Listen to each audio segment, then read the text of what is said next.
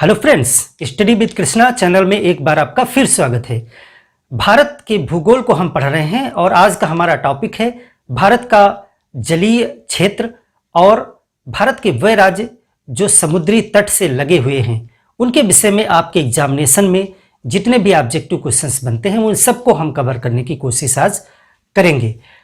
Friends, Bharat के भूगोल को अगर आपको समझना है तो एक चीज आपको बिल्कुल तय मान लीजिए करना ही है। आपको भारत का जो मैप है वो बिल्कुल अपने मन में इमेजिन कर लेना है, उसको बसा लेना है बिल्कुल अपने मन में। एटलस पुस्तक में भारत के मैप को आप प्रतिदिन सुबह शाम देखें, उसको स्टडी करें। सिर्फ देखें ही नहीं, उसका एक तरीका है, मैं आपको वो तरीका आज बताऊंगा। उस तरीके से जब आप मैप को देखेंगे तो आप उन चीज़ों को लोकेट कर सकेंगे जहां से क्वेश्चंस बनते हैं, जो चीज़ें आपसे पूछी जाती हैं, और उस तरीके से आप मैप को याद रख सकेंगे और ज़्यादा समय तक जानकारियां, डेटा जो है वो आपके दिमाग में सुरक्षित रहेगा। ये भारत का प्रायद्वीपीय क्षेत्र हमने बना लिया है क्योंकि यहाँ पर हम आज केवल भारतीय उन प्रदेशों की बात करने जा रहे हैं जो समुद्र तट से लगे हुए हैं। शब्द आया है प्रायद्वीप, तो यहाँ पर हमें पहले कुछ चीज़ों को समझ लेना चाहिए, एग्जाम के दृष्टि से भी वो महत्वपूर्ण है।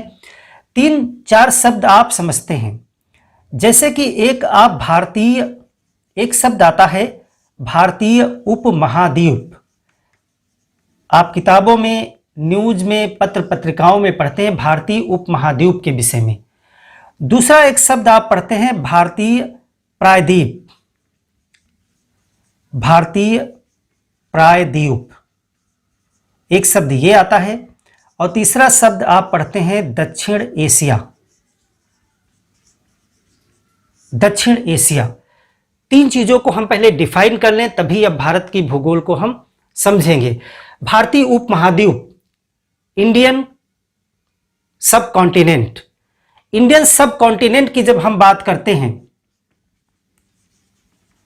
इंडियन सब कॉन्टिनेंट, भारतीय उपमहाद्वीप। देखिए, वर्ल्ड का मैप अगर आपने समझा हुआ है तो आप जानते हैं कि इस तरह से कुछ अफ्रीका है, अरब का प्रायद्वीप है, और यहां पर आप देखते हैं कि इस तरह से इंडिया है और आगे ये बर्मा वगैरह हैं। यहां पर इस तरह से देखते हैं, यहां पर आप देखते हैं कि इस तरह से जो ऑस्ट्रेलिया है वो स्थित है। इधर आप जो है दक्षिण अमेरिका, और फिर आप जो है यहां पर उत्तरी अमेरिका वगैरह देखते हैं। इस तरह से वर्ल्ड मैप आप देखते हैं, यूरोप, एशिया, ये सब जो है इस तरह से पूरा मैप आप समझते हैं। इंडियन सब कॉन्टिनेंट को समझने के लिए, यानी भारतीय उपमहाद्वीप को समझने के लिए आपको ये पार्ट पे फोकस करना है। ये जो भारत का पार्ट है, भारतीय क्षेत्र, इसमें कई देश हैं, ये पहले यहां पे नहीं था। इसको कायदे से समझें, ये जो पार्ट है ये पहले यहां नहीं था। ये ऊपर की जो उत्तर तरफ की भूमि है जिसमें उत्तरी अमेरिका है, यूरोप है, एशिया है, ये कहलाती है अंगारा लैंड। देखिए, भूगोल को अगर आप विधिवत समझ लेंगे तभी आप चीज़ों को आगे समझ पाएंगे और लॉन्ग टर्म के लिए इसको आप समझेंगे। ये भूमि कहलाती है अंगारा लैंड। जब आगे हम कॉन्सेप्ट पे चर्चा करेंगे, सब चीज़ें पढ़ेंगे। अंगारा लैंड उत्तर की तरफ की भूमि को कहा जाता है, और जो दक्षिण की तरफ ये हैं इनको कहा जाता है गोंडवाना लैंड। ये सब आपने पढ़ा होगा, प्लेट टेक्टोनिक्स चैप्टर में मैंने इसे बताया भी था। तो इस समय जो इंडिया है वो अंगारा लैंड से जुड़ा हुआ है, लेकिन कभी बहुत करोड़ों साल पहले यह यहाँ पे नहीं था। यह गोंडवाना लैंड का पार्ट था, यानी कहीं यहाँ पे ये इंडिया था। इंडिया की जो भूमि है इसमें आप देखते हैं नेपाल, भूटान, इंडिया, पाकिस्तान जो भी है वो सभी यहाँ कहीं गोंडवाना लैंड से जुड़ा हुआ था। उसके बाद प्लेट टेक्टोनिक्स की क्रियाकलाप के तहत ये धीरे धीरे लाखों अरबों सालों में बढ़ता हुआ आकर के अंगारा लैंड से टकरा गया। कॉन्टिनेंटल ड्रिफ्ट थ्योरी, महाद्वीपीय विस्थापन का सिद्धांत आप पढ़ते हैं कि किस प्रकार से महाद्वीप एक स्थान से दूसरे स्थान पे चले जाते हैं। तो ये इंडिया का जो एक महाद्वीपीय है, जैसे ये बीच में आया होगा, कभी यहां रहा होगा बहुत वर्षों तक। जैसे आप यहां पर अभी एक देखते हैं मेडागास्कर, तो इस तरह से ये निकल करके और धीरे धीरे आके अंगारा लैंड से टकरा गया और उसी वजह से यहाँ पे आप देखते हैं ऊंचे ऊंचे पर्वत बने हुए हैं, फोल्डेड माउंटेन, वलित पर्वत बने हुए हैं, वो हिमालय की उत्पत्ति में आप पढ़ेंगे।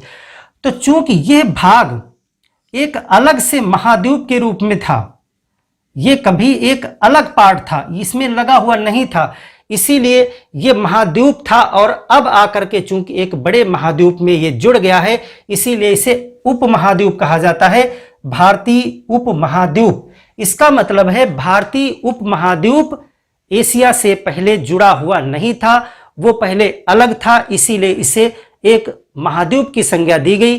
अब चूंकि वो इस एशिया में आके जुड़ गया है, इसीलिए इसे उपमहाद्वीप और नाम भारत के आधार पे ही उसे भारतीय उपमहाद्वीप कहा जाता है। अब भारतीय उपमहाद्वीप को आपने समझ लिया, तो भारतीय उपमहाद्वीप में क्या केवल भारत स्थित है? प्रश्न ये उठता है और अक्सर ये एग्जाम में प्रश्न आपके आ जाता है। कई बार आप इस चीज को गलत करके आएंगे। बात करते हैं यहां पे हम भारतीय उपमहाद्वीप में क्या क्या है। भारतीय उपमहाद्वीप, इंडियन सब कॉन्टिनेंट, कौन कौन से देश इसमें आते हैं? तो इसमें जो देश आते हैं वो एक इंडिया है, एक तो आप भारत जानते ही हैं, भारत है, इसके अलावा दूसरा देश इसमें पाकिस्तान आता है, पाकिस्तान। तीसरा देश इसमें है नेपाल, फोर्थ पे है भूटान, 5 इसमें आता है बांग्लादेश, बांग्लादेश, इसको ऐसे ही नोट डाउन कर लेंगे। 6 पे इसमें है श्रीलंका और 7 मालदीव। जब भारतीय उपमहाद्वीप की बात की जाती है तो ये 7 देश भारतीय उपमहाद्वीप में आते हैं और इसमें भारत चूंकि सबसे बड़ा देश है, इसीलिए इसे भारतीय उपमहाद्वीप कहा जाता है। आपको क्वेश्चन दिया जा सकता है कि निम्नलिखित में से कौन सा देश भारतीय उपमहाद्वीप का हिस्सा नहीं है, तो वहां पर म्यांमार, अफगानिस्तान, चीन, इस तरह के विकल्प हो सकते हैं जो भारतीय महाद्वीप के हिस्से नहीं हैं। अब हम बात करते हैं कि दक्षिण एशिया, भारतीय प्रायद्वीप को समझने से पहले हम दक्षिण एशिया की बात कर लेते हैं। क्या यही दक्षिण एशिया है? थोड़ा सा डिफरेंस है। अगर हम दक्षिण एशिया जब बोल देते हैं, दक्षिण एशिया का मतलब है एशिया के दक्षिण में स्थित देश, तो वहां पर इस लिस्ट में कुछ चीजें बढ़ जाएंगी। वहां पर जो मुख्य रूप से आ जाएगा अफगानिस्तान, एक आ जाएगा अफगानिस्तान, पाकिस्तान, एक तरफ से हम लिख रहे हैं पाकिस्तान, भारत, नेपाल, भूटान, बांग्लादेश, श्रीलंका, मालदीव, 1 2 3 4 5 6 7 8, उसमें ये 8 देश आ जाते हैं। जब दक्षिण एशिया की बात करेंगे तो उसमें 8 देश आ जाते हैं, जिसमें से हम जब भारतीय उपमहाद्वीप की बात कर रहे थे तो उसमें अफगानिस्तान नहीं था। कुछ विद्वान दक्षिण एशिया में म्यांमार को भी गिनते हैं। कुछ विद्वान मानते हैं कि म्यांमार भी जो है वो दक्षिण एशिया में ही आता है, लेकिन यहां पर हम दक्षिण एशिया में 8 कंट्रीज को ही लेंगे, क्योंकि भारत इन्हीं 8 को दक्षिण एशिया में जोड़ता है और इनको मिलाकर के एक संगठन भी बनाया गया है जिसे आप दक्षेस नाम से जानते हैं। दक्षेस, SAARC, South Asia association of regional cooperation, South Asia association for regional cooperation. SAARC जो है एक संगठन है जो दक्षिण एशियाई देशों का संगठन है, जिसमें यही 8 देश शामिल हैं दक्षिण एशिया में। तो भारतीय उपमहाद्वीप और दक्षिण एशिया में फर्क आप समझ गए। अब बात आती है, कहीं पे आपको पढ़ने मिलेगा भारतीय प्रायद्वीप। तो प्रायद्वीप क्या होता है? प्रायद्वीप जो होता है वो एक ऐसा क्षेत्र होता है जो तीन तरफ से वाटर बॉडी से घिरा हो, जैसे कि कोई एक ये जमीन है, कोई लैंड है और इसके तीन तरफ वाटर हो, समुद्र हो, इधर भी और इधर भी। जब तीन तरफ से पानी होता है, समुद्र होता है, तो उस भाग को प्रायद्वीप पेनिनसुला कहा जाता है। तो जब इंडिया को हम देखेंगे तो इंडिया का ये पार्ट जो है दक्षिण का, इसके तीन तरफ सागर है। जैसे इधर आप देखते हैं बंगाल की खाड़ी, इधर क्या है, बंगाल की खाड़ी, बे ऑफ बंगाल। और इधर क्या देखते हैं आप हैं, इधर अरब सागर है। यहां पे क्या है, अरब सागर, यह है अरब सागर। इधर आप अरब सागर देखते हैं और दक्षिण में क्या देखते हैं, हिंद महासागर, हिंद महासागर। तो इस प्रकार से भारत के इस क्षेत्र के तीन तरफ वाटर बॉडीज हैं, जल क्षेत्र हैं, इसलिए इसे कहा जाता है भारतीय प्रायद्वीप, peninsula of India, Indian peninsula. अब खाड़ी, इन चीजों को समझ लें। खाड़ी शब्द जैसे आता है, खाड़ी क्या है, तो खाड़ी के लिए जो है दो शब्द अंग्रेजी में प्रयोग किए जाते हैं। अंग्रेजी में इसे गल्फ और बे दो नाम से जानते हैं और हिंदी में आपको खाड़ी ही लिखा मिलेगा। तो बे का मतलब होता है, जहां पे आपको बे लिखा मिलेगा उसका मतलब है एक सकरा क्षेत्र। देखो खाड़ी का परिभाषा यह है, एक सकरी वाटर बॉडी जो तीन तरफ से लैंड से घिरी हो, बिल्कुल पेनिनसुला के उल्टा है, यानी तीन तरफ से उसके जमीन लैंड हो, बीच में कोई सकरी जो वाटर बॉडी है, जल क्षेत्र है, उसको खाड़ी कहा जाता है। ये हो गया खाड़ी। तो यहां पर देखिए इधर से भारत है, इधर से आप देखेंगे म्यांमार, बर्मा, मलेशिया वगैरह है।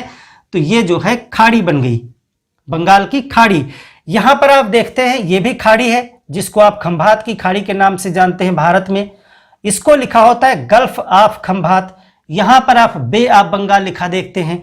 तो गल्फ और बे दोनों ही जल के सकरे क्षेत्र होते हैं, दोनों को खाड़ी ही कहा जाता है। लेकिन थोड़ा सा अंतर होता है, जो बे होती है उसमें जो है नदियां आ करके गिरती हैं। देखिए इधर बहुत सारी गंगा, ब्रह्मपुत्र, ये सब नदियां इधर आके गिरती हैं और अवसाद जमा करती है, यानी उसको पाट रही हैं, धीरे धीरे वो सक्रिय हो रही है। इधर बर्मा की तरफ से आप ईरावती नदी देखेंगे, वो भी जो है लाके अवसाद जमा करती है। तो जो बे होती है वो सिकुड़ रही होती है, उसमें पटान हो रहा है। जो गल्फ होती है वो सिकुड़ नहीं रही होती है, वहां पे कटान होता है समुद्री लहरों से, उसका जो ढाल होते हैं वो सीधे होते हैं, वहां पे अवसाद नहीं जमा हो रहे होते हैं अपेक्षाकृत बे से तुलना करने पर, तो उसको गल्फ लिख दिया जाता है। बाकी दोनों ही सकरे जल क्षेत्र होते हैं जो तीन तरफ से जमीन से घिरे होते हैं।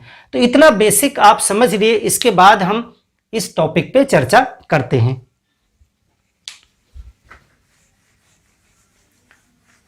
अब हम जो पढ़ेंगे उसमें हम पढ़ेंगे कि भारत के जो तटीय राज्य हैं, तटीय राज्य का मतलब होता है कि वह प्रदेश जो समुद्र से लगे हुए हैं, जिनके पास समुद्री जल क्षेत्र है, ऐसे प्रदेशों को हम अध्ययन करेंगे। तो उसके पहले हम जल क्षेत्र, यहां पर बंगाल की खाड़ी आपने देखा, यहां हिंद महासागर और यहां है ये अरब सागर, अरब सागर।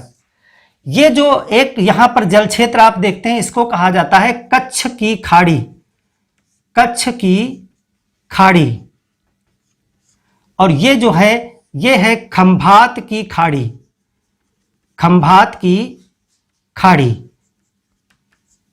ये जल क्षेत्र आपने यहां पर देख लिया। यहां पर आप देखते हैं श्रीलंका को, अगर यहां पे हम ड्रा करें तो इस तरह से एक भारत का समुद्री पड़ोसी जो है यहां पे श्रीलंका के रूप में है, और श्रीलंका के और भारत के बीच में यहां पर जो एक सकरा जल क्षेत्र बन जाता है, इसे कहा जाता है मन्नार की खाड़ी।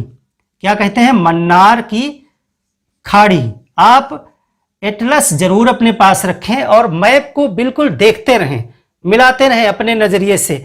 इस मन्नार की खाड़ी और इधर बंगाल की खाड़ी के बीच में आपको एक जल संधि दिखाई पड़ती है, एक जल का पतरा रास्ता दिखाई पड़ता है। इसको कहते हैं पाक जल संधि, जलडमरू जल संधि, पाक स्ट्रेट। तो इतनी वाटर बॉडीज हैं जो भारत के चारों तरफ स्थित है, तीन तरफ से स्थित हैं। चलिए अब बात करें तटीय जो राज्य हैं। देखिए, आपको बहुत सारी चीजें भारत के मैप पे पढ़नी है। आप पढ़ेंगे रेलवे पढ़ेंगे, आप पठार पढ़ेंगे, पर्वत पढ़ेंगे, नदियां पढ़ेंगे, आप यहां पर संसाधन, खनिज संसाधन, लोहे के क्षेत्र, परमाणु के क्षेत्र, बहुत सारी चीज, इतना सारा डेटा है और सब कुछ इंपॉर्टेंट है। एग्जाम के हिसाब से आपसे पूछ दिया जाता है कि ये कारखाना कहाँ है, ये खनिज कहाँ है, फला वस्तु कहाँ उत्पादित की जाती है, कृषि के क्षेत्र क्या है। इतना सारा डाटा है कि आप उसे रट करके अपने दिमाग में फीड नहीं कर सकते हैं। तो इसके लिए मैंने पहले मैपिंग स्टार्ट किया है और मैप को इतने बारीक तरीके से, सरल तरीके से समझेंगे कि आगे जो भी मैं बताऊंगा वो बिल्कुल आपके दिमाग में एक इमेज के रूप में कैच हो जाएगा। इसका आप भरोसा रखें। बस मेरे साथ आपको करना यह है कि जैसे जैसे मैं बताता हूं वैसे आप व्हाइट पेपर वाले रजिस्टर पे नोट्स बनाते रहें और अपने हाथ का इस्तेमाल जरूर करें। मैं चाहूं तो आपको पीडीएफ प्रोवाइड करा सकता हूं, लेकिन फिर स्टूडेंट और टीचर का रिलेशनशिप नहीं रहेगा, फिर कॉमर्शियल हो जाएगा। आप स्वयं से जब बनाएंगे तभी एग्जाम निकलेगा, तभी आप उसे पढ़ सकेंगे। यहां पे आप देखें, यह भारतीय प्रायद्वीप है। यहां गुजरात राज्य है, आप जानते हैं, और गुजरात से गुजरती है कर्क रेखा। इस तरह से आप कर्क रेखा को यहां पर समझ लें, यह कर्क रेखा है। कर्क रेखा के नीचे का क्षेत्र जो होता है वही प्रायद्वीप के रूप में जाना जाता है। एक्चुअली कर्क रेखा से भी थोड़ा नीचे 22 डिग्री, कर्क तो 23.5 डिग्री होता है, कर्क क्या होता है 23.5 डिग्री नॉर्थ, लेकिन हम यहीं से मान लेते हैं। हालांकि जो प्रायद्वीप स्टार्ट होता है वो 22 डिग्री से स्टार्ट होता है, यानी लगभग यहां से मान लीजिए थोड़ा और नीचे से 22। कभी क्वेश्चन पूछा भी जा सकता है कि भारतीय प्रायद्वीप किस अक्षांश के नीचे का भाग होता है, तो 22 डिग्री के नीचे का जो भाग है वो समुद्र से लगा हुआ है और 23.5 डिग्री कर्क है। तो मैं वहीं तक का आज आपको मैप समझाऊंगा, उसमें तट वाले प्रदेश जो हैं उनसे जुड़े क्वेश्चंस पूछे जाएंगे आपसे।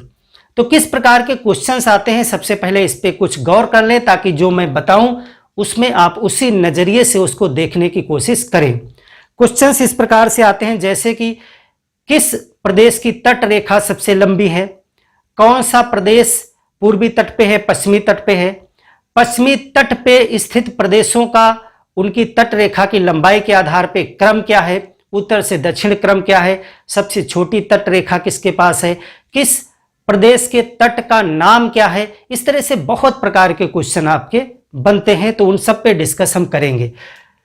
देखिए यहां नीचे आप सबसे पहले 2 प्रदेश आप देखेंगे। एक प्रदेश आप देखेंगे जो अरब, पहले मैं यहां पे पश्चिमी तट की बात कर रहा हूं।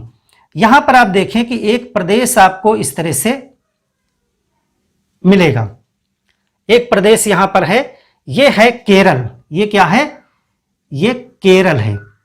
केरल प्रदेश इस तरह से आपको ये मिलेगा जो अरब सागर के तट पर स्थित है। और यहीं से जुड़ता हुआ आप देखेंगे एक प्रदेश ये है तमिलनाडु। तमिलनाडु, आज मैप आपको नीचे का बिल्कुल क्लियर हो जाएगा, आप भूलेंगे नहीं। ये केरल है, ये तमिलनाडु है। तमिलनाडु के बीच से देखिए, आपको ध्यान ये रखना है कौन से प्रदेश की सीमा किस प्रदेश से टच होती है, किस प्रदेश से टच नहीं होती है। क्वेश्चन पूछा आपसे जाता है कि निम्नलिखित में से कौन सा प्रदेश कितने प्रदेशों के साथ सीमा बनाता है और वो कौन कौन से हैं। इस तरह से क्वेश्चन आपको दे दिया गया। फॉर एग्जाम्पल आपसे कह दिया गया कि छत्तीसगढ़ कितने प्रदेशों से सीमा बनाता है, तो आपको 5, 6, 7, 8 विकल्प दे दिए गए। या फिर निम्नलिखित में से कौन सा प्रदेश छत्तीसगढ़ के साथ बाउंड्री शेयर नहीं करता है। तो आपको मैप बिल्कुल आपके परिवार के एक सदस्य की तरह याद होना चाहिए मैप। जैसे कि चाहे जितने दिन बाद आप अपने फ्रेंड से मिलते हैं, आप उसे तुरंत पहचान लेते हैं क्योंकि उसका नैन नक्श आपको पता होता है। उसी तरीके से भारत का हर एक कमी, हर एक खूबी, सब कुछ आपको पता होना चाहिए। आपको पता होना चाहिए कि केरल तमिलनाडु की बॉर्डर है कितना नहीं है, वो एग्जैक्ट बनाने की जरूरत नहीं है। आप यहां तमिलनाडु के लगभग मध्य से आप देखते हैं, यहां से आपको मिलेगा एक और प्रदेश इस तरह से, यह है आंध्र प्रदेश। यह है आंध्र प्रदेश। आंध्र प्रदेश के ऊपर एक नया प्रदेश इसी में से जो निकाला गया है वो आप देखते हैं इस तरह से, ये है तेलंगाना। तेलंगाना तेलंगाना। अब देखिए आंध्र प्रदेश और तेलंगाना दोनों को स्पर्श करता हुआ एक यहां आपको प्रदेश इस तरह से मिलेगा, यह है कर्नाटक। कर्नाटक।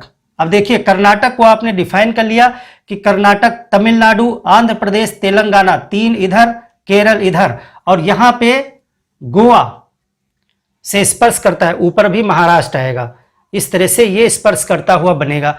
अब जो आंध्र प्रदेश है जिसका तट आप देख रहे हैं इस तरह से बहुत दूर तक फैला हुआ है तट, आंध्र प्रदेश से इधर कई प्रदेश स्पर्श करते हुए हैं। देखिए पहले आंध्र प्रदेश से यहां से एक प्रदेश स्पर्श करता है उड़ीसा। यहां पे कौन सा है? ओडिशा। ओडिशा प्रदेश, आंध्र प्रदेश, इसको थोड़ा सा और लंबा बनाइए, यहां तक लाइए क्योंकि इसका बहुत तट है, इधर बहुत लंबा तट है। यहां से आप देखेंगे ओडिशा जो है वो इस तरह से एक प्रदेश है और ये कर्क रेखा तक नहीं जाता है। ध्यान रखिएगा ये प्रदेश कर्क रेखा तक नहीं जाना चाहिए। ये ओडिशा है, इसके ओडिशा से मिलता हुआ छत्तीसगढ़ है। अब छत्तीसगढ़ जो है वो आंध्र प्रदेश से भी जुड़ता है और तेलंगाना से भी जुड़ता है, तो लगभग यहां ये उड़ीसा हो गया, ये छत्तीसगढ़, और छत्तीसगढ़ लंबा है और इस तरह से ये कर्क रेखा तक पहुंच जाना चाहिए। आपके कर्क रेखा पर छत्तीसगढ़ आ गया। देखिए ये छत्तीसगढ़ हो गया। अब छत्तीसगढ़ से इधर मध्य प्रदेश आपको बनाना है, ये हो गया छत्तीसगढ़। आप इसका नाम लिखें छत्तीसगढ़। देखिए जिन विशेषताओं को मैं बताना चाह रहा हूं वो आप ध्यान रखिएगा। आंध्र प्रदेश से तीनों प्रदेश बॉर्डर बना रहे हैं, तेलंगाना, छत्तीसगढ़, ओडिशा, ठीक है। और ओडिशा जो है वो तेलंगाना से नहीं पहुंच रहा है, सिर्फ आंध्र प्रदेश से बॉर्डर बना रहा है। छत्तीसगढ़ जो है तेलंगाना और आंध्र प्रदेश, उड़ीसा तीनों से बॉर्डर बना रहा है। एक्चुअल में जो भारतीय प्रदेश हैं उसमें आप पढ़ते हैं कि उत्तर प्रदेश जो है वो सर्वाधिक प्रदेशों से सीमा शेयर करता है और उसके बाद छत्तीसगढ़ जो है वो भी 7 प्रदेशों से सीमा जो है वो शेयर करता है। उसको हम आगे चर्चा करेंगे। अब यहां पे देखिए छत्तीसगढ़ से लगा हुआ आपका है महाराष्ट्र। इस तरह से ये महाराष्ट्र आ गया, ये हो गया महाराष्ट्र। अब यहां पे महाराष्ट्र को आप देख रहे हैं छत्तीसगढ़, तेलंगाना, कर्नाटक, गोवा, ये गोवा है।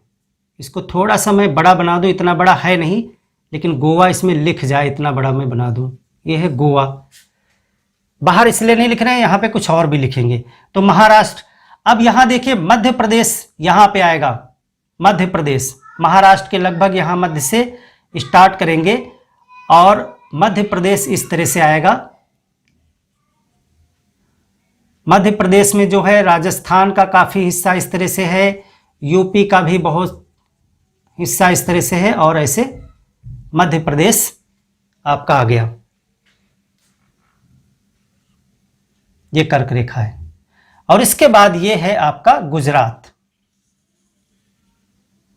और गुजरात के यहां थोड़ा सा कर्क रेखा राजस्थान की है, वो आगे हम चर्चा करेंगे। अभी सिर्फ इतने मैप को आप समझिए। देखिए यहां पे केरल, तमिलनाडु 2 हो गए। तो अब यहां पे समुद्र तट पे कितने राज्य हो गए? तो अब जो पहला आपका है भारत के तटीय राज्य, भारत के तटीय राज्य कौन कौन से हैं? तो सबसे पहला जो है आप अगर यहां से देखें गुजरात, गुजरात, महाराष्ट्र, गोवा, कर्नाटक, केरल, कितने हुए? 1 2 3 4 5। तो तटीय राज्य 2 हैं। पश्चिमी तट, पश्चिमी तट, पश्चिमी तट पे 5 प्रदेश हैं और पूर्वी तट, पूर्वी तट पे 4 प्रदेश हैं। देखिए तमिलनाडु, आंध्र प्रदेश, ओडिशा, और यहां पर आप देखेंगे इस तरह से एक प्रदेश आपको मिलेगा, यह है पश्चिम बंगाल, यह है पश्चिम बंगाल। इतने प्रदेशों को आपको पढ़ना है आज। पश्चिम बंगाल। तो 5 और 4 टोटल कितने हो गए? 9। 9 प्रदेश समुद्री तट से संपर्क रखते हैं। इसके बाद कौन से तट की सबसे ज्यादा लंबाई समुद्र तट पे है? तो सर्वाधिक तटीय सीमा, सबसे ज्यादा जो है तट किसका लंबा है, उसका एक क्रम बनाएंगे और उसी क्रम से सारे प्रश्न सॉर्ट आउट होंगे। तो नंबर 1 पे हमारा गुजरात रहेगा। देखिए गुजरात के पास इस तरह से ये जो कर्व्स हैं, इसकी वजह से गुजरात की जो तट सीमा है वो सबसे लंबी हो जाती है। तो नंबर 1 पे है गुजरात, नंबर 1 पे है गुजरात। और दूसरे नंबर पे हम देखेंगे यहां आंध्र प्रदेश, ये हो गया 1, ये 1 हो गया, आंध्र प्रदेश हो गया 2। 2 नंबर पे हमारा हो गया आंध्र प्रदेश, आंध्र प्रदेश। और तीसरे नंबर पे आ जाता है आपका तमिलनाडु, ये हो गया 3। तीसरे नंबर पे तमिलनाडु। मैप में देखें आप, जो इनकी सीमा रेखाएं हैं उसके हिसाब से गुजरात नंबर 1 पर है, नंबर 2 पे आंध्र प्रदेश, नंबर 3 पे तमिलनाडु और 4 नंबर पे आ जाता है महाराष्ट्र। इसके बाद में महाराष्ट्र।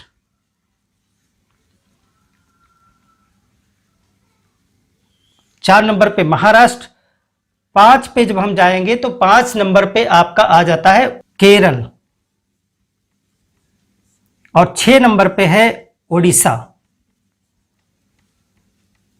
ओडिशा 5 नंबर पे आप यहां केरल, 6 पे ओडिशा, 7 पे कर्नाटक और 8 पे पश्चिम बंगाल और 9 पे गोवा। 6, 7। उड़ीसा के बाद में 7 नंबर पे आपका आ गया कर्नाटक, 8 पे पश्चिम बंगाल और 9 नंबर पे है गोवा। देखिए ये सभी 9 प्रदेश आपको मालूम होने चाहिए, क्योंकि अब इस तरह से क्वेश्चन नहीं पूछे जाते हैं कि सर्वाधिक तटीय सीमा किसकी है। सभी को पता है गुजरात की है, सबसे छोटी किसकी है, गोवा की है। आ सकते हैं क्वेश्चन, ऐसा नहीं है। सबसे लंबी तट रेखा गुजरात की है, सबसे छोटी गोवा की है, सबसे छोटा प्रदेश भी गोवा है। लेकिन अब आपको अरेंज करने के लिए दे देता है क्रम और उसमें पहले शुरू के छोड़ देता है। जैसे कि आपको यहां से ये सेट उठा दिया, तमिलनाडु, महाराष्ट्र, केरल, उड़ीसा, इनको बढ़ते या घटते क्रम में व्यवस्थित करने के लिए दे दिया तटीय रेखा के हिसाब से। तो इस प्रकार से हम कोई भी अरेंजमेंट आ जाए उसको हम कर लेंगे। तो सर्वाधिक तटीय सीमा के हिसाब से ये हो गया क्रम। अगर हम बात करें, यहीं पे क्वेश्चन आपको दे दिया जाए, कुछ थोड़ा सा बदल दिया जाए, जैसे कहा जाए कि भारत के पश्चिमी तट पे अगर सिर्फ पश्चिमी तट या अरब सागर से सीमा बनाते हुए प्रदेशों में सबसे लंबी सीमा रेखा के हिसाब से व्यवस्थित करें, तो आप पश्चिमी तट के हिसाब से देख लीजिए। ये तो हमारा पूरा ओवरऑल हो गया। अब सिर्फ अगर हम पश्चिमी तट की बात करें, पश्चिमी तट के, तो पश्चिमी तट में गुजरात तो है ही, नंबर 1 पे गुजरात रहेगा ही, गुजरात। अब नंबर 2 पे आंध्र प्रदेश था तो आंध्र प्रदेश तो उधर निकल गया। नंबर 3 पे तमिलनाडु था, वो भी पूरब निकल गया। तो जो नंबर 4 पे कौन सा है, महाराष्ट्र, तो यहां पे दूसरा क्या हो जाएगा, महाराष्ट्र। अगर आपको ये वाला क्रम याद है पूरा तो आप इसको भी कर लेंगे। सिर्फ पश्चिमी तट पे बात करें तो गुजरात के बाद महाराष्ट्र और फिर नंबर 3 पे कर्नाटक, केरल, क्योंकि केरल उससे टॉप पे है तो नंबर 3 पे आ जाएगा केरल और नंबर 4 पे है कर्नाटक और नंबर 5 पे गोवा। अगर पश्चिमी तट की बात करेंगे तो यह क्रम हो जाएगा। वहां पे क्वेश्चन में सीधा ऐसे लिखा होगा कि भारत के पूर्वी तट पर स्थित प्रदेशों में सर्वाधिक लंबा तट किसका है या सबसे छोटा तट किसका है, तो वहां पे गोवा विकल्प डाल रखेंगे, सबसे छोटा तट।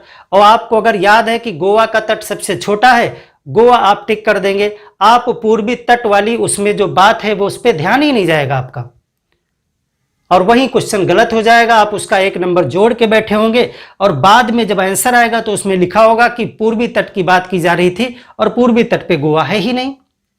तो अगर पूर्वी तट में सबसे छोटी, तो पूर्वी तट पे आप देखेंगे पश्चिम बंगाल, पश्चिम बंगाल के पास सबसे कम तट है, तो यहां पे पूर्वी तट का अलग से आप बना लीजिए। हालांकि जब आप ये वाली लिस्ट याद कर लेंगे तो आपको कुछ बनाने को ये जरूरत नहीं पड़ेगी, लेकिन आपको पता होना चाहिए कि कौन सा प्रदेश किस तट पे है, वो मैप आपको आना चाहिए। तो पश्चिमी तट पे ये हो गया। पूर्वी तट पे आप देखिए नंबर 1 पे तो गुजरात है, गुजरात इधर है, दूसरे पे आंध्र प्रदेश है। तो जब पूर्वी तट की बात की जाएगी तो नंबर 1 पे क्या हो जाएगा, आंध्र प्रदेश, आंध्र प्रदेश। तीसरे स्थान पे तमिलनाडु है, तो तमिलनाडु यहां पर दूसरे स्थान पे आ गया, तमिलनाडु। तीसरे स्थान पे क्या आ जाएगा, देखिए चौथे पे था महाराष्ट्र, वो इधर है, पांचवें पे केरल है, वो भी इधर है, छठे नंबर पे हमारा ओडिशा था, तो ओडिशा अब आ जाएगा यहां पे, ओडिशा। और चौथे नंबर पे क्या आ जाएगा, पश्चिम बंगाल। तो अगर पूर्वी तट की बात की जाए, अब यहां पे क्वेश्चन कई निकल के आ गए, मैं क्वेश्चन आपसे कर रहा हूं, आप जवाब दीजिए। अगर पूरे भारत की बात की जाए तो सबसे छोटी तटीय सीमा किसकी है, गोवा। सबसे बड़ी तटीय सीमा किसकी है, गुजरात।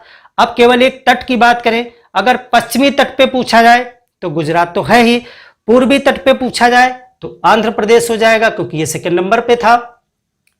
अगर क्रम बनाने को दे दिया जाए, पूर्वी तट का अलग पश्चिमी तट का अलग, तो ये क्रम हो गया आपका, बढ़ते क्रम में घटते क्रम में जैसे अरेंज करना हो आप इसे कर सकते हैं। अगर क्वेश्चन किया जाए पूर्वी तट पे सबसे कम तटीय रेखा किसकी है, तो पश्चिम बंगाल की आप देख रहे हैं, पूर्वी तट पे सबसे लिस्ट में नीचे पश्चिम बंगाल होगा। तो इस प्रकार से कई प्रकार से आपका क्वेश्चन आ सकता है। अगर प्रदेशों की सीमाओं से संबंधित प्रश्न आएगा तो यहां पर जैसे तेलंगाना कितने प्रदेशों को स्पर्श करता है, तो देखिए महाराष्ट्र 1, कर्नाटक 2, आंध्र प्रदेश 3, छत्तीसगढ़ 4, 4 प्रदेशों को टच करता है। इस प्रकार के क्वेश्चन बन सकते हैं। अगर मैप आपको अच्छे से याद होगा तो आप वहां पे, ये चीजें रटने से नहीं आती हैं कि ये तेलंगाना 4 प्रदेश, छत्तीसगढ़ 7 प्रदेश, उत्तर प्रदेश, ये सब मैप के माध्यम से होना चाहिए। आप रटने की कोई जरूरत नहीं है। मैप कितने इजी तरीके से आप इसे ड्रा कर सकते हैं, दिमाग में फिट कर सकते हैं। तो ये हो गया आपका सर्वाधिक तटीय सीमा। अब तटीय सीमा भारत की कितनी है, तो नोट कर लें, भारत की तटीय सीमा, जो तटीय सीमा है वो है, इसमें 2 चीजें हैं, एक मुख्य भूमि, मुख्य भूमि की है 6100 किलोमीटर, और अगर इसमें मुख्य भूमि प्लस द्वीप शामिल कर दी जाए, मुख्य भूमि प्लस द्वीप, जैसे लक्षद्वीप इधर है, इधर अंडमान निकोबार द्वीप समूह है, इनको शामिल कर दिया जाएगा तो यह हो जाएगी 75,7516.6 किलोमीटर। भारत की तटीय सीमा है 6100 किलोमीटर मुख्य भूमि की इसकी, और अगर द्वीपों को शामिल कर लिया जाएगा तो हो जाएगा 7516.6 किलोमीटर। यह हो जाएगी तटीय सीमा। अब अगर क्वेश्चन बनता है कि अरब सागर से स्पर्श करने वाले प्रदेश, तो वही जो पश्चिमी तट पे हैं वो अरब सागर से स्पर्श करते हैं। बंगाल की खाड़ी से स्पर्श करने वाले प्रदेश जो पूर्वी तट पे हैं वो बंगाल की खाड़ी से स्पर्श करते हैं। यहां पे हिंद महासागर से स्पर्श करने वाले प्रदेश कितने हैं, हिंद महासागर, हिंद महासागर से तट जिनका पड़ता है उसमें 2 हैं, एक है आपका केरल और दूसरा है तमिलनाडु। हालांकि जो बंगाल की खाड़ी है और जो अरब सागर है वो भी हिंद महासागर का हिस्सा है, लेकिन उनको अलग नाम दिया गया है। इसलिए जब क्वेश्चन में हिंद महासागर लिखा गया होगा कि हिंद महासागर से तट बनाने वाले भारत के कितने राज्य हैं, तो वहां पर 2 राज्य हैं, केरल और तमिलनाडु। देखिए हिंद महासागर सिर्फ यहीं पर है, बाकी इधर के क्षेत्र को बंगाल की खाड़ी कहा जाता है, इधर अरब सागर कहा जाता है। इसलिए ये सब हिंद महासागर के नाम पर आप नहीं टिक करेंगे, ठीक है। तो ये हो गया आपका 2 प्रदेश हिंद महासागर से टच करते हैं। अब यहां पर इन सब प्रदेशों के तटों को कुछ अलग अलग नाम दिए गए हैं, उससे भी क्वेश्चन बनते हैं। तो इसको आप नोट कर लिए होंगे या स्क्रीनशॉट ले लीजिए। अब अलग अलग जो समुद्र के किनारे तट हैं उनके कुछ नाम दिए गए हैं और वो क्वेश्चन आपसे किए जाते हैं अक्सर। पूर्वी तट के अलग नाम हैं और इधर पश्चिम की तरफ के अलग नाम हैं। देखिए, सबसे पहले हम बात करेंगे यहां, तो जो आपका गुजरात का तट है, ये पहले यहां जो कच्छ की खाड़ी वाला क्षेत्र है इसको कहते हैं कच्छ का तट। कच्छ का तट, इसको कच्छ का तट ही कहा जाता है। और जो ये क्षेत्र है, ये जो क्षेत्र है यहां से यहां तक का, इसको कहा जाता है सौराष्ट्र। सौराष्ट्र, या इसको नाम देते हैं काठियावाड़। काठियावाड़ तट, काठियावाड़ तट ये कहां है? ये गुजरात का तट। तो सीधे क्वेश्चन आपका आता है कि गुजरात के समुद्र तट को क्या कहा जाता है? तो वहां पर सौराष्ट्र तट कहा जाएगा या फिर काठियावाड़ तट। ये हो गया। अब महाराष्ट्र से लेकर के गोवा, महाराष्ट्र से लेकर के गोवा का जो क्षेत्र है इसको कहा जाता है कोंकण तट। इसको क्या नाम देते हैं? कोंकण तट। इसको कोंकण तट कहा जाता है। कर्नाटक के तट को, जो कर्नाटक का हिस्सा है, इसको कहा जाता है काकेनारा या कानारा तट। कानारा तट, या फिर इसको काकेनारा भी कहा जाता है। काकेनारा, दोनों नाम सही है। काकेनारा हो सकता है या फिर कानारा तट सही है। ठीक है, कानारा तट कहा जाता है। केरल का तट जो है, जो केरल का हिस्सा है, इस तट का नाम रखा गया है मालाबार तट। रखा नहीं गया, बहुत पहले से है। आप जब इतिहास में पढ़ते हैं कि जो वास्को डिगामा आया था, तो वास्को डिगामा कौन से तट पे आया था? इसी पश्चिमी तट पे आया था। तो कौन से तट पे? मालाबार तट पे आया था। जो केरल का तट है इसको कहा जाता है मालाबार तट। मालाबार तट। अब इधर आ जाइए, यहां पर जो बंगाल, पश्चिम बंगाल का तट है, पश्चिम बंगाल के तट को कहा जाता है वेंगा तट। वेंगा तट, बंगाल के नाम से ही वेंगा तट कहा जाता है। उड़ीसा का जो तट है, उड़ीसा के तट को कहा जाता है उत्कल। उत्कल तट। उत्कल तट। जो आंध्र प्रदेश का तट है, आंध्र प्रदेश का तट है, इसको कहते हैं उत्तरी सरकार। उत्तरी सरकार। यहां कभी उत्तरी सरकार नाम से एक क्षेत्र हुआ करता था जो अक्सर निजाम और यहां कर्नाटक और मैसूर के बीच विवाद का क्षेत्र बना रहता था। तो इसको उत्तरी सरकार तट कहा जाता है, या फिर सिर्फ सरकार तट भी आपको लिखा मिल सकता है।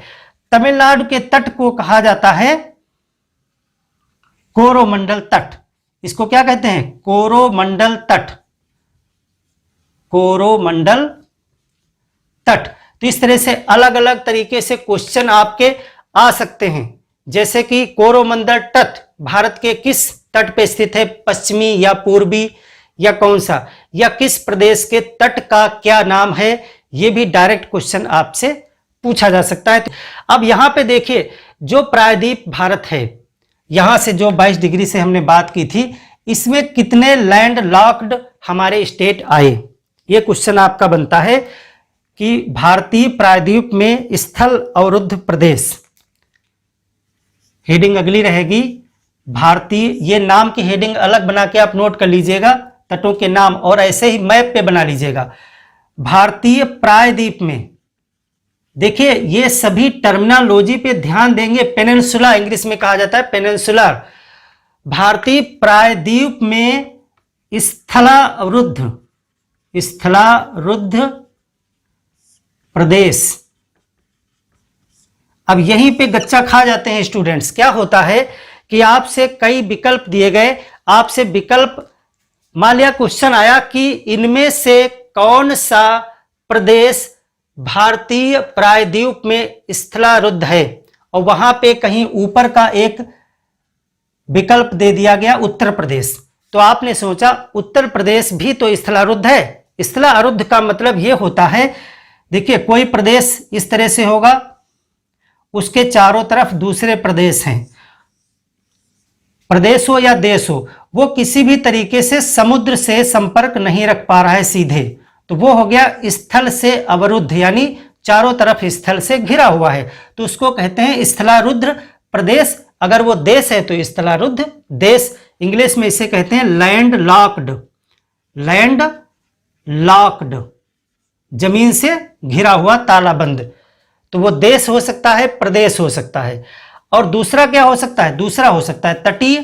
तटीय तो हमने चर्चा की है, कितने 9 प्रदेश जो हैं वो तटीय हैं, जो समुद्र तट से लगे हुए हैं। अब यहां पर देखिए तेलंगाना को, तेलंगाना किसी भी तरीके से समुद्र से नहीं लगा हुआ है, इसके पास समुद्र तट है ही नहीं, तो ये क्या हुआ? ये लैंड लॉक्ड स्टेट हुआ, स्थलारुद्ध स्टेट। अब यहीं पे आप छत्तीसगढ़ को देखिए, छत्तीसगढ़ जो है वो भी समुद्र तट से नहीं लगा हुआ है, तो ये भी लैंड लॉक्ड हुआ। अब आ जाइए यहां पे, ये मध्य प्रदेश है, तो मध्य प्रदेश भी जो है वो एक लैंड लॉक्ड स्टेट है। और भी लैंड लॉक्ड स्टेट हैं भारत में, लेकिन यहां पे सिर्फ प्रायद्वीप की बात की जा रही है। इस शब्द पे गौर करिएगा, यही क्वेश्चन आपको फंसा देता है। वहां पे कहता है कि निम्नलिखित में से कौन सा प्रायद्वीपीय भारत में लैंड लॉक्ड स्टेट है, तो सिर्फ यहां पे आप देख रहे हैं 3, तेलंगाना, छत्तीसगढ़, मध्य प्रदेश, 3 है। मध्य प्रदेश यहां प्रायद्वीप में इसका हिस्सा है, तो यहां पे लैंड लॉक्ड कौन कौन से हो गए? यहां पे एक हो गया तेलंगाना, दूसरा कौन सा हो गया? छत्तीसगढ़, और तीसरा हो गया मध्य प्रदेश। यहां पे आपका एक झारखंड भी है, यहां पे आपका झारखंड है। झारखंड का कुछ हिस्सा जो है प्रायद्वीप में आता है, तो इसको भी यहां पर हम नोट करेंगे। यहां आ गया चौथा, क्या हो गया? झारखंड। 4 जो है आपके आ गए, क्योंकि झारखंड कर्क रेखा से नीचे जितना भी पड़ रहा है वो सब प्रायद्वीप में हम काउंट कर लेंगे, उसका कुछ हिस्सा जो है आपका आ रहा है। अब यहां गुजरात जैसे है, इसको नहीं काउंट करेंगे, क्योंकि यहां पे राजस्थान को भी नहीं काउंट करेंगे, क्योंकि थोड़ा सा हिस्सा पड़ता है। हमने बताया था आपको प्रायद्वीप 22 डिग्री से स्टार्ट होता है। प्रायद्वीप कहां से स्टार्ट होता है? 22 डिग्री से। तो झारखंड तो आ जाएगा, लेकिन राजस्थान नहीं आएगा। तो ये जो है आपके लैंड लॉक्ड हो गए स्थलारुद्ध प्रदेश। इसमें छत्तीसगढ़ जो है वो सर्वाधिक प्रदेशों के साथ सीमा बनाता है उत्तर प्रदेश के बाद में। उत्तर प्रदेश सबसे ज्यादा प्रदेशों के साथ सीमा बनाता है, उसके बाद छत्तीसगढ़ जो है वो 7 प्रदेशों के साथ सीमा बनाता है। देखिए तेलंगाना, आंध्र प्रदेश, मध्य प्रदेश 3 ये हो गए, उड़ीसा 4, ये मध्य प्रदेश 5 हो गया, झारखंड 6, और उत्तर प्रदेश इसके ऊपर यहां उत्तर प्रदेश पड़ेगा जाकर के। तो 7 प्रदेशों के साथ सीमा बनाता है छत्तीसगढ़। आप यहां नोट भी कर सकते हैं, एक पॉइंट बना के लिख लीजिए कि यूपी के बाद छत्तीसगढ़ जो है, छत्तीसगढ़ सर्वाधिक प्रदेशों के साथ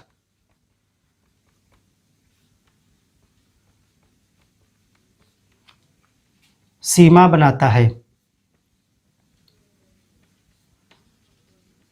कितने? 7। ये यहां की बात हुई। जब हम उधर पूर्वोत्तर का पढ़ेंगे तो एक पॉइंट यहां पर एक और नोट कर लेंगे, असम।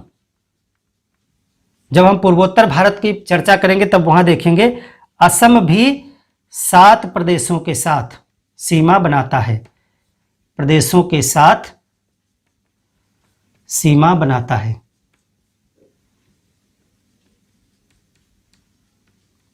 तो यूपी नंबर 1 पे है, यूपी सर्वाधिक प्रदेशों के साथ सीमा बनाता है।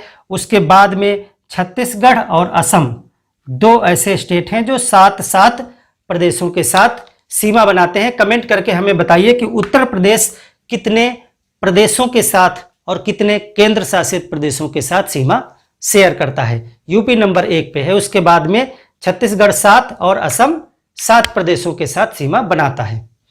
तो फ्रेंड्स, ये भारत के तटीय राज्य हैं। अब भारत की जो तटीय सीमा है इसकी हम बात करेंगे। इसको आप नोट कर लिए। भारत की समुद्री सीमा, जैसा कि हमारा टॉपिक था तटीय राज्य एवं समुद्री सीमा, तो समुद्री सीमा भारत की कहां तक है उस पर चर्चा करेंगे। भारत की समुद्री सीमा, भारत की समुद्री सीमा इंपॉर्टेंट टॉपिक है। इसमें 3 प्रकार की सीमाएं होती हैं। 3 प्रकार की सीमाएं होती हैं। पहली होती है एक प्रादेशिक सीमा, प्रादेशिक सीमा।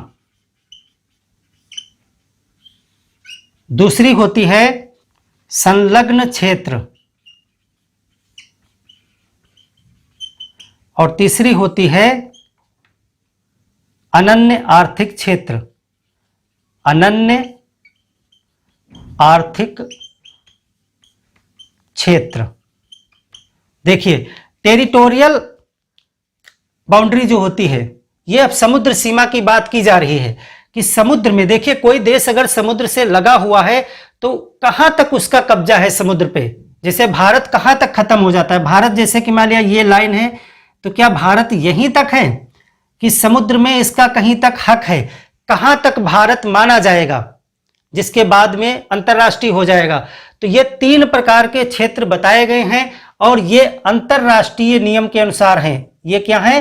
अंतर्राष्ट्रीय कानून, समुद्री कानून, समुद्री कानून।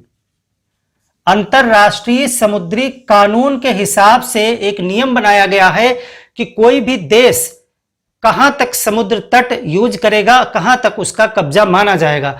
तो उसमें 3 चीजें कही गई हैं। पहली और दूसरी ये हो गई संलग्न क्षेत्र, और तीसरा अनन्य आर्थिक क्षेत्र।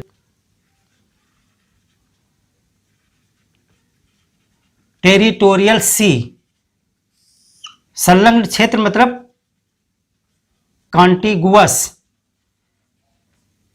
एरिया, और अनन्य आर्थिक क्षेत्र का मतलब है एक्सक्लूसिव इकोनॉमिक जोन, EEZ, इसको EEZ कहा जाता है। 3 प्रकार के हैं। तो जो प्रादेशिक सीमा होता है वो 12 समुद्री मील तक होता है। जहां से आपकी जो सीमा खत्म हो रही है, यहां से 12 समुद्री मील तक, कितना?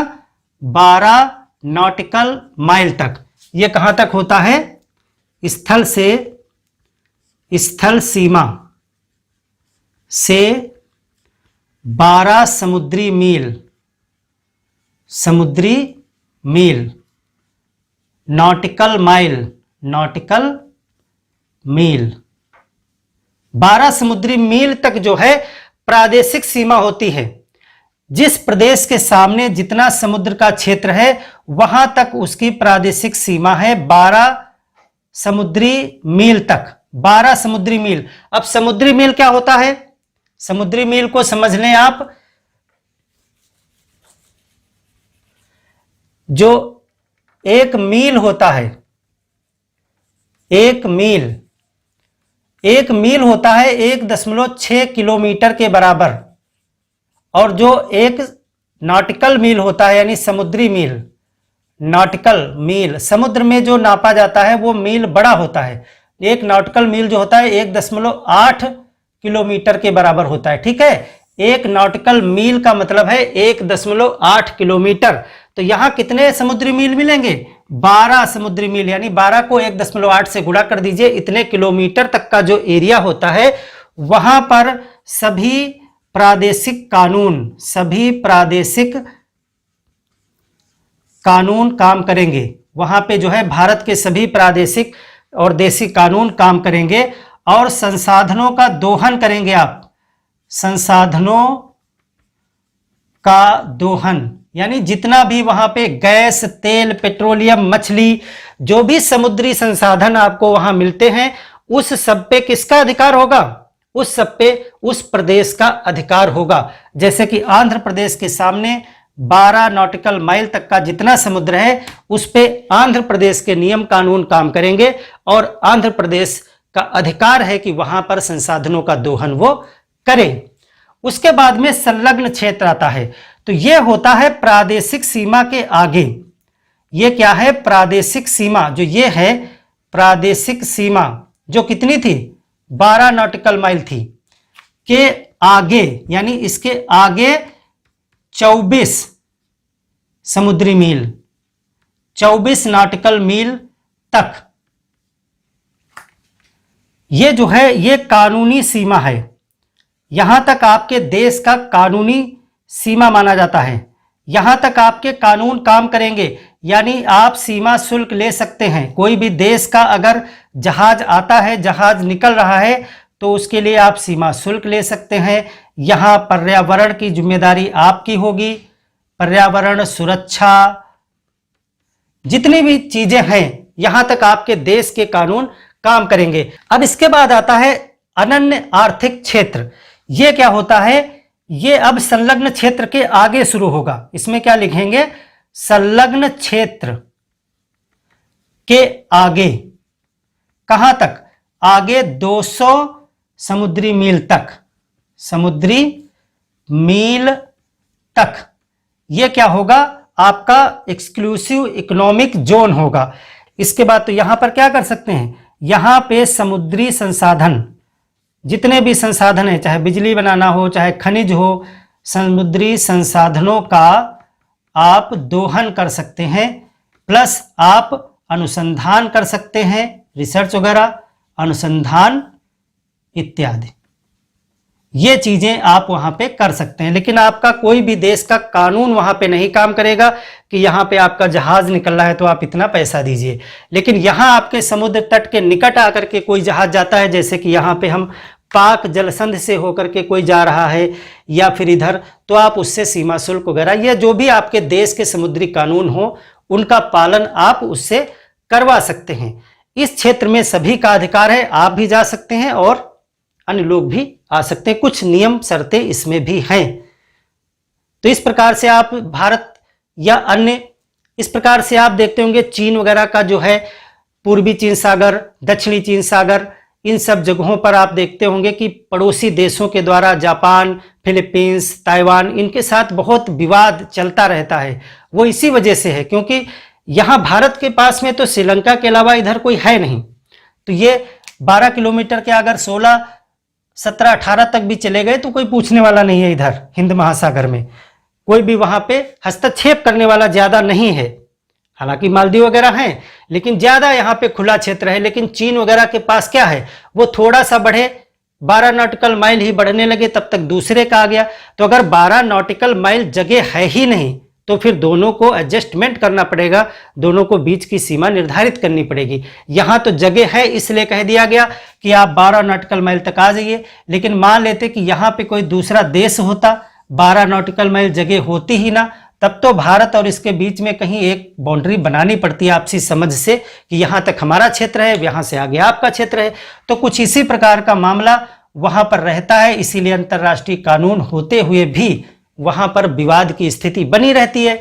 चीन सोचता है कि दक्षिण चीन सागर या पूर्वी चीन सागर जो है, हम बहुत बड़े देश हैं, हमारे पास बहुत जनसंख्या है, हमको आवश्यकता ज़्यादा है, तो इसलिए वो चाहता है कि ये पूरा समुद्र पे हमारा शासन प्रशासन होना चाहिए। जबकि यानी छोटे छोटे द्वीपीय देश जो हैं वो सोचते हैं कि हमें भी इस पर पूरा अधिकार मिलना चाहिए।